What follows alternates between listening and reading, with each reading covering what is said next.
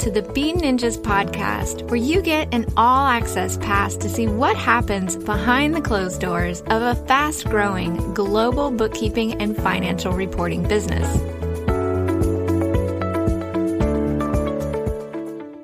Welcome to the show, Adam. How are you doing and where are you recording from today?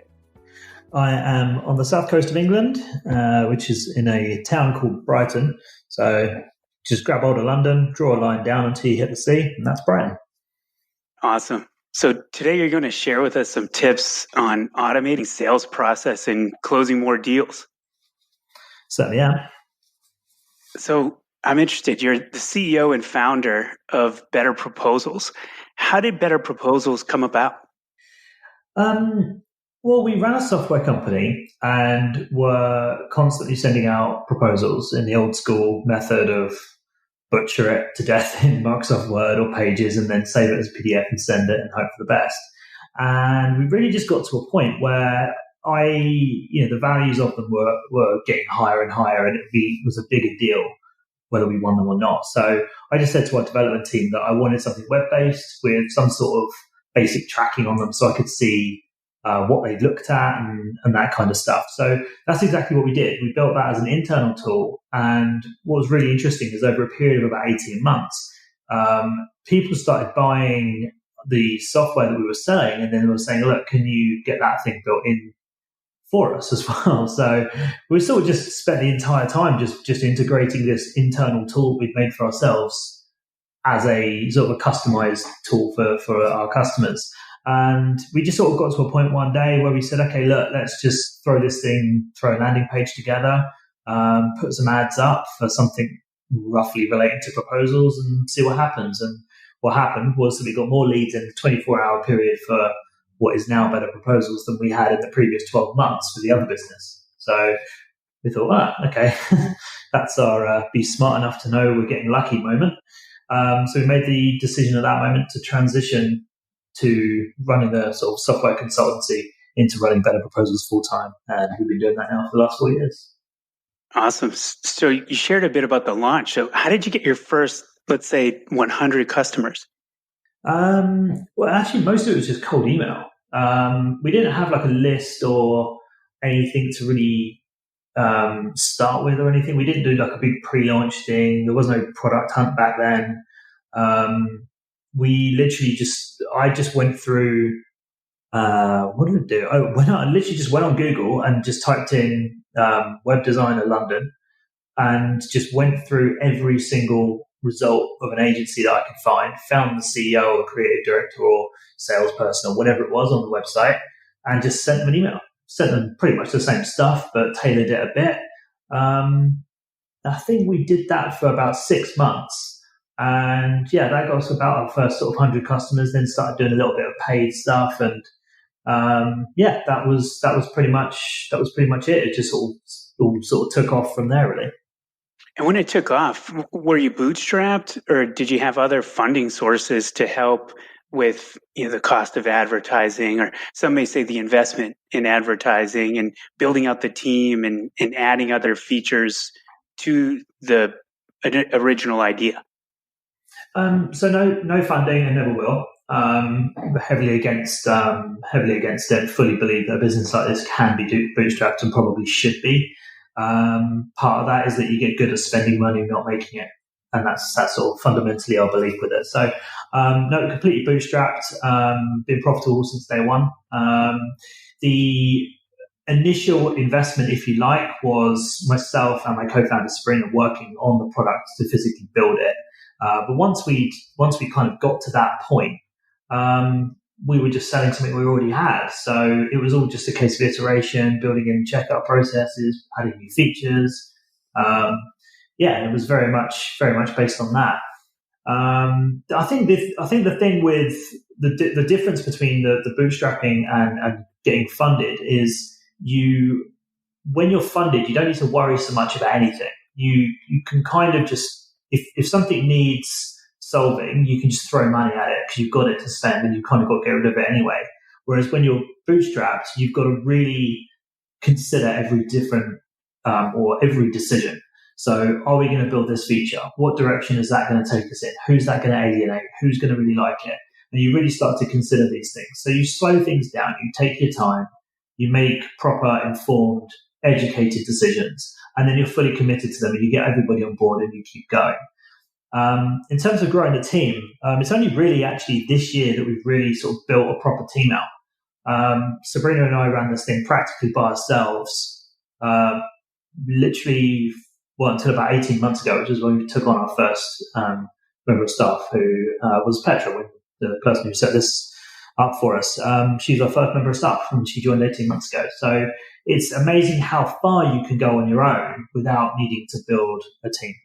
That's awesome. And I was excited to hear you mention that you were profitable since really the origin. I'm always interested in understanding how business owners stay on top of their finances. So have you got a team, an internal team in place and to handle and keep tidy your accounting? What tips or tools do you use to help manage that within Better Proposals? So fortunately, being a SaaS business, so much of it is automated. In fact, I can't think of too much that isn't. We are just super lucky in that way. And because of the volume of customers, being nearly 9,000 customers now, you can't have any of that manual, because if you just lose track of it by the end of the day. So we made a decision early on that we were not going to have any manual components to our finances. So we use Xero to that's our sort of core accounting platform. We use that. That's what accountants use. So all our traditional accounting is done through there. And then all of the reconciliation all comes from Stripe. That's our payment processor. And then fortunately, those two talk to each other quite nicely. And life isn't too complicated. You have to press OK on 9,000 reconciliation lines every single month. So fortunately, that works out in our favor. But if it didn't, we would absolutely do something to make sure that it was completely automatic, because there's no way you can handle that manually. Absolutely. And it just gives you the time to focus on those things that matter most in your business. So I wanted to switch gears a little bit and talk about sales. So Adam, what are your top, let's say, 3 tips for closing more deals?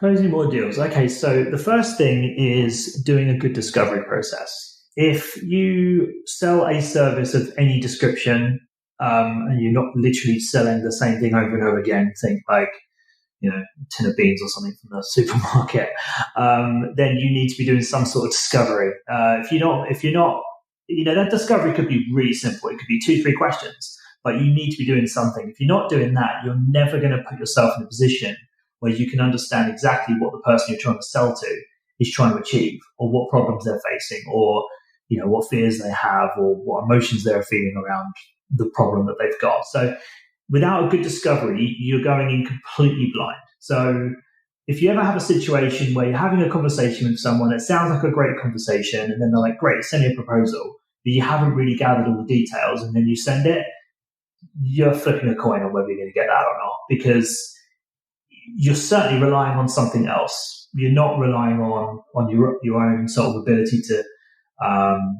be able to sort of break down exactly what it is they're trying to do. So always do some good discovery. And, if this is a new concept to you, just, search, needs analysis, discovery processes, that kind of thing, Google, and just get yourself sort of acquainted with that concept, because without that, you're completely flying blind. Second thing, I would say, is to make sure that you have empathy with the person you're selling to. So this largely comes from the first thing, which is making sure you're doing a good discovery. But, having empathy is really just understanding really where they're coming from. So not kind of the surface level stuff, but the deeper stuff. So, okay, somebody might come to you and say, right, we want more leads on our website. Okay, cool. You could take that at face value if you wanted. Or you could dig deeper and try and find out the real reason that they're trying to do that. And often what you'll find is that it's not often the surface level reason, which is we want more money or whatever. There's tons of examples in my previous sort of life as a web design agency owner. And we would go in and people would say, we want more leads, we want more this, we want more that. I'm like, what? Why? I mean, you could just do this one thing and you would improve your conversion rate and that would be good. Why do you want more leads? And it turns out that they were selling their company, right? So they wanted all of their numbers to look better, even if they didn't materialize. Interesting. So all of this stuff starts to, when you understand that, the whole proposition that we were pitching at the time changed, because we were like, okay, well, instead of being, somebody that's going to help you get more leads, we're going to help you facilitate the sale of your company in the digital form. So it changed the whole thing. So bear that in mind. The reasons that people give you on the surface are not necessarily the reasons that are true. Always dig deeper, always ask why. And I think the last thing is actually just ask for it. Tell them what to do. Tell them exactly what the next steps are. The amount of proposals I've seen over the years where there's a bunch of information, some of it's good, some of it's bad, and there's just no instructions on what to do next. You're just supposed to guess, and it's really strange. So if you take nothing from this, just add a section to your proposals whenever you send them called next steps, and just make that a really simple page with very clear instructions on how to buy from you. So, think about instructions on how to use a toy, something like really basic English. Don't make it complicated. Don't make it confusing. It's just dead simple stuff. And that you'll find that your proposals will be far better received, I would think. Awesome. So utilizing a proposal software really helps drive some automation into a sales process. So could you share with our listeners what to you is sales automation, and what are some examples of common sales automations being used by those small businesses that you're partnered with and working with? So I think the term sales automation gets kicked around quite a lot. And I think it's one of those strange terms where I don't think it really is what it sounds like it is. I mean, we have a completely automated sales process because nobody needs to contact Better Proposals in order to buy. It's completely online, an e-commerce platform. Again, that's sales automation. It's a completely automated sales process.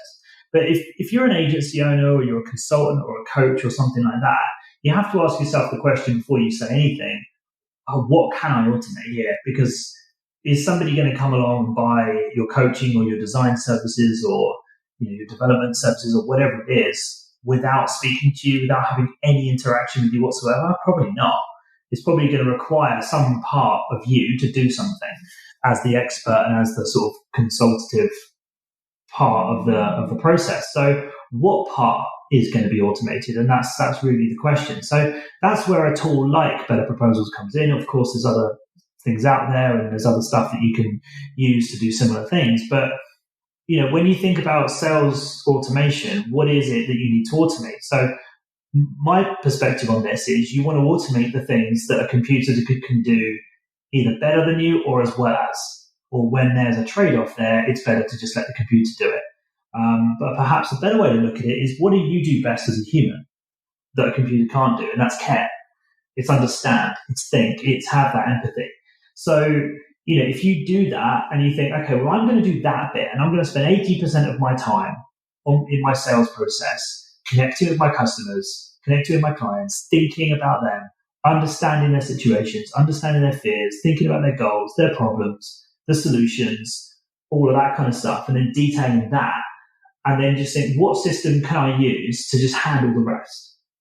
That's probably the better way to think about sales automation, I would have said. So, really just think, what are you best at? And then just find a system or a solution to handle the rest of it. And then you're not going to end up spending a crazy amount of time, weakening the part that you're good at by trying to do something that, isn't really your bag anyway. Absolutely. So if I'm effective at closing deals on one-on-one Zoom calls, as an example, it's probably best to use sales automation on those things like arranging the schedules and identifying times that are accommodating for people to meet, and letting the automation work through the scheduling, utilizing tools like Calendly or integrations into Zoom to handle that administrative piece, but allowing myself the time to dig into the research, the discovery, to understand really who I'll be speaking with, and perhaps utilizing a survey that can pop up to better qualify these in that discovery phase? Yeah, I think that's all good stuff. And I think, anything along those lines where you're just thinking, okay, what am I good at? What systems can I get in to help me do the heavy lifting for stuff I'm not quite so good at? If you were improving a house, for instance, you would think, I'm quite good at painting, but I'm not so good at tiling. So I'm not going to bother doing the tiling and pay a painter. I'll just do the painting myself, pay a tiler, and the end result will be better. So it's a lot of it is just that. It's like everybody's different. You have to think about your own weaknesses, your own strengths, and then just kind of go from there. But don't be afraid to spend money on these tools to help fill in the gaps so that you can operate at your best, because they're almost always worth every penny. So I'm also interested in your opinion. I've heard two schools of thought where you may be on a one-on-one discovery call and the opportunity presents itself to close the deal right then and there. Our process at B Ninjas is that we suggest as a next step that we will provide a proposal via Better Proposals, and they'll have the opportunity to review terms and conditions and the investment that they'll be making in the services that we've discussed, and follow up with a proposal. I'm interested in your thoughts around, is it more effective? Is there any difference around closing the deal on the spot as opposed to sending the follow-up proposal? So I think that the way that you're doing it is really good. I think the idea of doing having a review call to actually go through the proposal with them is a really, really smart move. And if you're not doing this already, you're listening to this, you really should be. So a simple way to do this, by the way, is send them the proposal, but before you do that, schedule the review call before you've actually sent it. If you can't do it live with them on the phone or over Zoom, then just schedule that call in advance of sending the proposal. That's a much cleaner way of dealing with it. That avoids a lot of chase and follow up. But yeah, I think it's look, let's just take a scenario, right? So you're on the phone to somebody, you're not going to bother sending them a proposal. You'll only do it if they ask, but if you can close them there and then you will. If you've got all of your contract services and everything set up and you've got everything ready for them to sign and all the rest of it on the spot, great. But that sounds like a really confusing phone call. I mean, I wouldn't want to do that live. If you've got all that set up and you can prep it all in advance, then, and you're really good on the phone, then maybe. But I think the biggest issue that I think you'll have in that situation is buyer's remorse. So I think when you have a lot of deals falling out of bed when they're sort of almost pressured into doing it, personally, it's not my style.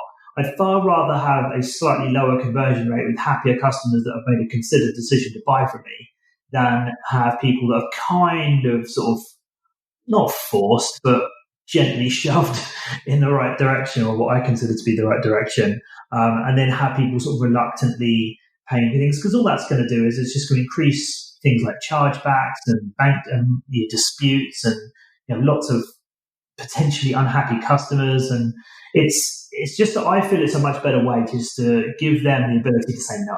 That's as much value in that as there is giving them the chance to say yes, because what you're actually after really is a filter. So if you imagine your future business with, you're completely full, you can't take on any more work, and you look at your client list, those people should be amazing people. They should be awesome businesses with crazy cool projects, and you should be doing your best work for them. That's what the ultimate is, right? So anybody that comes in that is not going to contribute to that in the future, why would you want to sell to them anyway? So I would always give them the opportunity to say no, and do that in a way that they're comfortable with, but obviously give them all the good reasons to say yes as well. And I think you shared really detailing out the next steps. I think for us, it helps us move them into the next phase, which is our onboarding phase, where because those expectations are made clear in our proposal, there's less of the back and forth during that onboarding around providing the clarity on what our expectations are for them to participate. As in our service, it's very collaborative. We need you to share with us certain pieces of information at certain times in order for us to meet the expectations that we've committed to within the proposal. Yeah, exactly. And I think also that's another really, really good point, and that's making sure that people feel comfortable with what's going on. One of the biggest mistakes that I think you can make in your proposal is by not actually explaining what's going to happen. So what you'll find is that you'll just get radio silence, then people won't buy from you and whatever. But what's really happening is they're sitting there reading this thing going, okay, cool. What do you want me to spend this money on? And they're reading it and going, okay, all right, I feel like I know what's going to happen here. So look, okay, so I buy this, and then what? We just suddenly magic this service out of thin air? Like, that doesn't sound right. Like, it starts to create all this doubt, and doubt and confusion does not really result in people getting their credit card out. So, you always want to make sure that you're just having that empathy and thinking about them and thinking about how they're going to be feeling, reading this proposal, going through it, whether you go through it with them or whether you send it to them, for them to go through in their own time. Either way, they're going to have these questions. They're going to be doubting things. They're going to be pessimistic about stuff, especially if you're making bold claims. We all should be doing that because it forces us to step up and deliver. But at the same time, people are going to be skeptical, and there's more people getting ripped off now than probably ever before because the barrier to entry into business is so low. So bear that in mind. If you are a serious player, you have been around, you are good at what you do, then you have to do sort of even more to get in over and above the people that are sort of on that lower rung on your level. So being clear, being concise, listing out expectations, detailing a process. You don't have to go too mad with it, but you want to let people know where they are. How many, if there's 7 steps to sort of, achieving this end result, we'll just detail what they are and a quick sentence underneath to explain, what's involved and how long it's going to take and whatever. It calms people's sort of feeling down and anxiousness around this kind of stuff. And, long term, it'll make a big difference to your close rates on your proposals when you do send them. So you've shared a bit about best practices and tips. Could you share a bit about Proposal Writing University? I'm interested. How does it work? And how did you validate that there was a need in the market for this? So Proposal Writing University is essentially just a free video course that we created for anybody that wants to learn more about how to write proposals better. So we have 2. We have Proposal Design University and Proposal Writing University. Design obviously handles all the design and which colors to use and how to do it and things like that. Obviously specific to our platform. Proposal Writing University is a little bit more general in the sense that you could use the information sort of anywhere. But it really just breaks down like which sections you should have in your proposals and how you should present your information. If you're ever sitting there in front of your computer going, well, what do I say? How do I say it? This is all answered. So it just gives you a structure of, I don't want to say fill in the blanks because it makes it sound, too, it's not really what it is, but it's probably the closest thing you're going to get without anybody sort of physically writing something for you. But it's a full start to finish guide on improving on writing proposals. So if it is something that you do, I think the video is in total about 26 minutes, I think. So it's easily watchable at dinner, and you'll come out of it a much better proposal writer in the process. And I want to share too, you guys have done an amazing job at recapping best practices. Each year I seem to recall reading an annual review of best practices or most effective strategies. And you've in those documents shared tips about, placement of where to put your investment tab and when to create a next steps tab. I'm interested, how do you source that detail? That all comes from aggregated data in your account. So we collate all of that. We essentially ask our database, if you like, a question. So we'll be like, okay, does, looking across, the hundreds of thousands of proposals that are signed on an annual basis, does it convert better if you have a video in there or not? Yes or no? Does it convert better if you send the proposal quickly versus, say, 3 to 4 days? Yes or no? And then we start to look at the percentages and the increases and things like that. So, we, I think, came up with 70 or 80 different potential points this year. And some of them are negligible. There's nothing there, so we don't report them. But the things that are stand out and the things that have moved the needle quite a bit and that are quite easy to do and quite easy to implement, we compile them in the report. So I'm sure we can shove a link somewhere, but if you go to betterproposals.io/reports, then you can see the last year's and this year's, or the one before, and you can compare the difference between the two. But there's some really, really good bits in there, but all of that comes from real data. So that's real live proposals that we've aggregated across, as I say, hundreds of thousands of signed proposals to create a sort of a definitive answer, if you like, because this hasn't been done before. To the best of our knowledge, there is no way anyone's ever done this before, because sales systems like this haven't been around that long, really. And we've finally sort of been able to sort of get some of these questions answered. So, I mean, a simple example is if you send your proposal within 24 hours, you're 14% more likely to get it closed than if you send it within just 3 to 4 days, which is, on the face of it, totally reasonable, by the way, 3 to 4 days. And it really just goes to highlight how important it is to strike while the iron's hot and to capitalize on the momentum that you created in the discovery and their excitement levels. So that's just one of, I think, 17 things in that report, but it's very much worth looking into. Absolutely. Now, I want to switch gears a bit. Adam, you're a massive lover of football, or as we would say here in the States, soccer, and attending music festivals. Have you learned from either of those activities things that apply to your business or vice versa? I have actually. I was actually just saying to a friend the other day how much I'm surprised at how much inspiration I get from festivals. So there's a big festival over in Belgium, over in Europe, called Tomorrowland. And one of the things that really amazes me is the attention to detail that they put towards things that I'm pretty sure most people in the current state that they end up in would never notice. And that sort of it reminded me of just, it really matters. The details really, really matter. So, making sure that, everything's on brand, that always matters. I mean, I ordered a pizza and the guy getting the pizza out of the pizza oven and Tomorrowland logo was in the bottom of the pizza because the scooper thing that he leaves in there is embossed with the logo. So you get a pizza with the logo on the bottom of the pizza. So you're going to see it. You're going to shove it straight in your mouth. But it's just one of those little things that it's just details. And I kind of strive to put little details in to better proposals like that. So that's always really cool.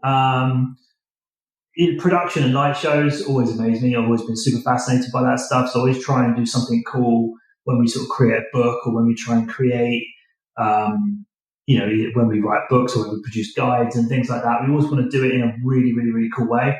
And a lot of sort of like color inspiration and things like that has always sort of come from festivals. But as far as football goes, I'm a goalkeeper. So I, on a good day, get hit by a ball. On a bad day, it misses me. So it's strange life. But I suppose what you learn from football is, 90 minutes is a long time. And you might be 2-0 down really quickly, but you stick to the basics of space and time, moving, pass the ball, move again, pass the ball, move again, create space, get yourself some time, then you can do what you want with it.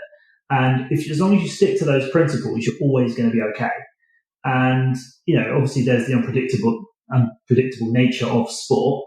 But it goes to just remind you that if you stick to the basics, you're always going to be all right.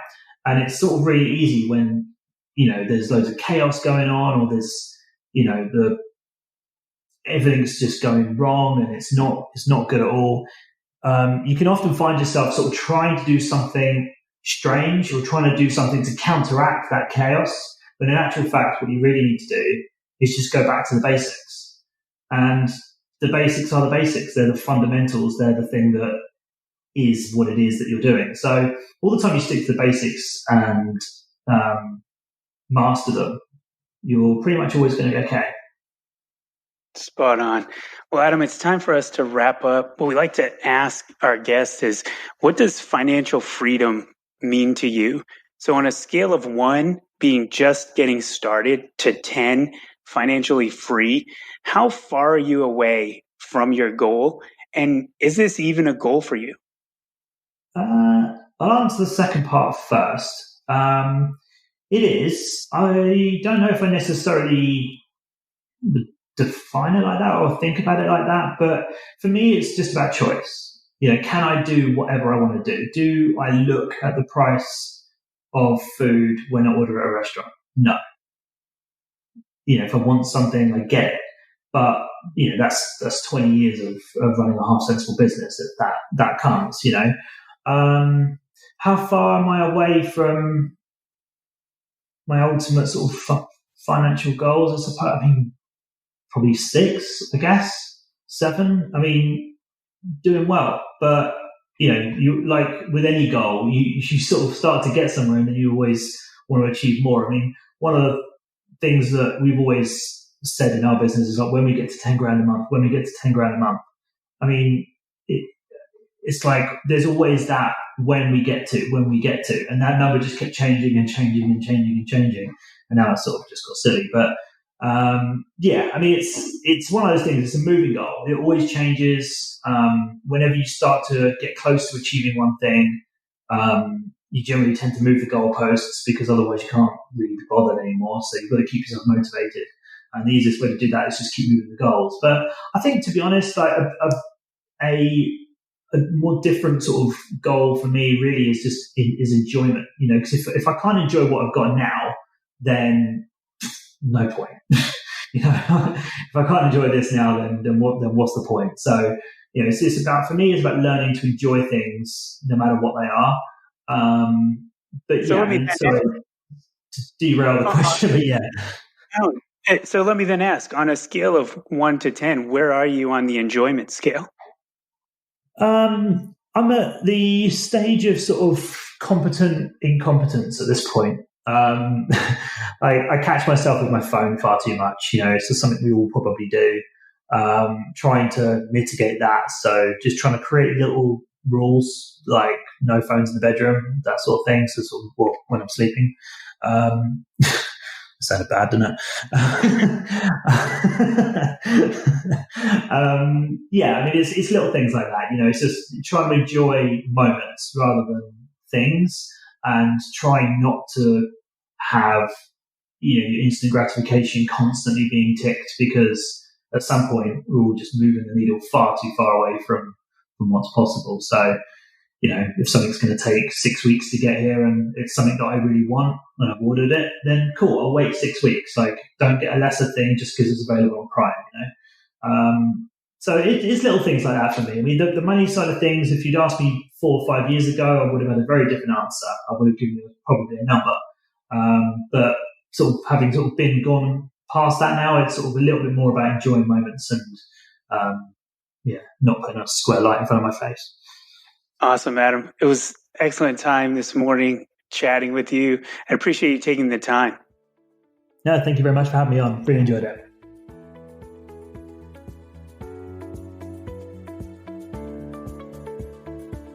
Want to better understand your business, make better financial decisions, and also drive more profit? If yes, then understanding your numbers is key to achieving these goals. If you're like most business owners, you've never studied accounting and you've never been taught how to really understand the critical numbers in your business or how to use them to make effective decisions, grow revenue, improve profitability, and increase cash. That's why we created the B Ninjas Know Your Numbers course. And here's what business coach Justine Cox shared about her experience with the training. I've been using Xero for a while, but it really helped me to know the pieces of Xero that I should focus on and how that can help me in my business. Understanding where the numbers are at in my business is the profit first principles and that cash flow management. I can stop worrying about money because now I know exactly what I've got to spend where. I am proud of the fact that I've actually started to put away some profit. So that's been amazing. So if you're someone who might be getting overwhelmed with the idea of going into your Xero file and not really knowing what's going on money-wise with your business, or you just want a simple way to understand Xero and finances for your own peace of mind, our Know Your Numbers course can help. You'll have a rare chance to work closely with an accountant and also have the support of other like-minded business owners who are going through the program. Head to beninjas.com/know your numbers to learn more about our course and register to receive updates about our next enrollment period. That's beninjas.com/know your numbers, all one word.